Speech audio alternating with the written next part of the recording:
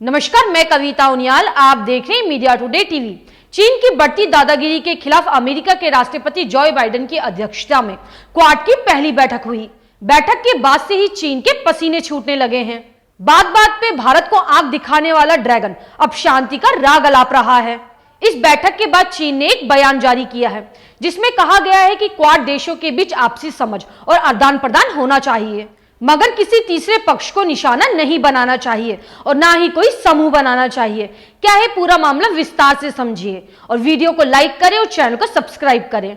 चीन ने कहा है कि हमें उम्मीद है क्वाड देश क्षेत्र में शांति और भाईचारा कायम करने के लिए खुलेपन के सिद्धांतों पर अमल करेंगे। चीन की तरफ से जारी इस बयान से लगता है कि क्वाड सम्मेलन से चीन काफी परेशान है। आपको बता दें, क्वाड समूह में भारत, अमेरिका, ऑस्ट्रेलिया और जापान शामिल है। ये समूह खास तौर पर इलाके में बढ़ते तनाव को ध्यान में रखकर बनाया गया है, जहां चीन भारत समेत कई अन्य देशों के साथ टकराव की मुद्रा में डटा हुआ है। चीन इन इलाकों में अपना दावा ठोकने के साथ ही नई सैन्य निर्माण भी कर रहा है।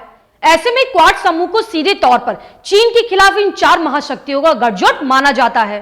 क्वाड का पहला सम्मेलन ऑनलाइन हुआ, जिसमें अमेरिका के राष्ट्रपति जॉ बाइडेन, भारत के प्रधानमंत्री नरेंद्र मोदी, ऑस्ट्रेलिया के प्रधानमंत्री मॉरिसन और जापान के प्रधानमंत्री सुगा ने भाग लिया।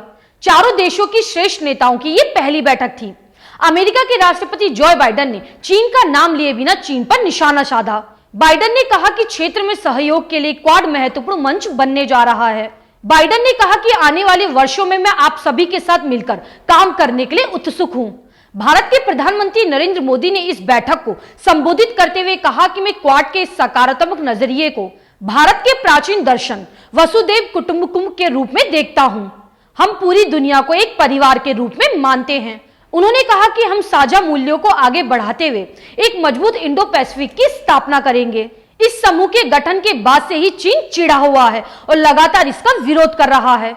लद्दाख में चल रहे सैन्य तनाव के बीच चीन का सरकारी अखबार लगातार भारत को धमकी दे रहा है और साथ ही निर्देश दे रहा है कि भारत क्वाड से दूर रहे और अपनी गुटनिरपेक्षता की नीति का पालन करे।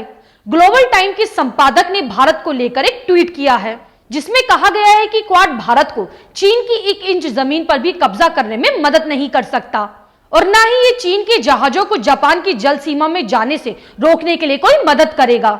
ये एक घटिया क्वालिटी का रणनीतिक निर्माण है, जिसका मकसद सिर्फ और सिर्फ अमेरिका के हितों को पूरा करना है।